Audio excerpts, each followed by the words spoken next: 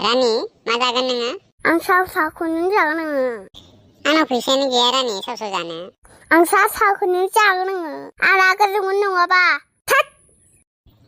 र' होमबा गाबना र' आं बायगोन ना र'। साव हौवाबा आं गाबगोन। थावबो जाया आंजों। दे आं बायना होगोन ना आंखौ थावसो होनाङा दै।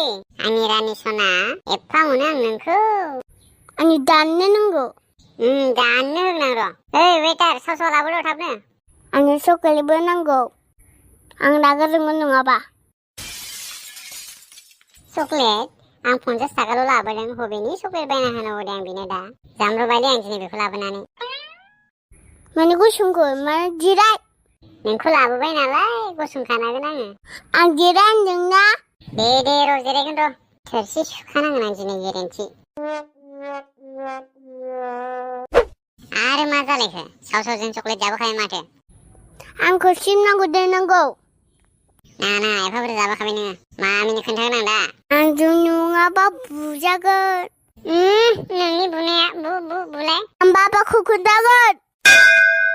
नाङा र' लाबोगोन आं। दासो मोनदों साला। इसोर मा जाबावगोन बे हिनजावसाजों। मा थं गैथाराब्रा। न'आव थांनाया लेट जाखासिगोन दिनै। आदा थुमथुमा मानो फैया?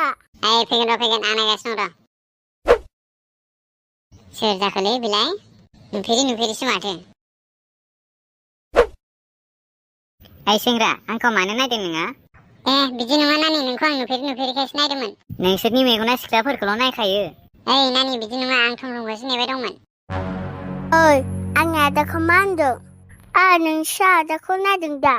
हाब आंनि बिनानावा आंखौ एफा अनो।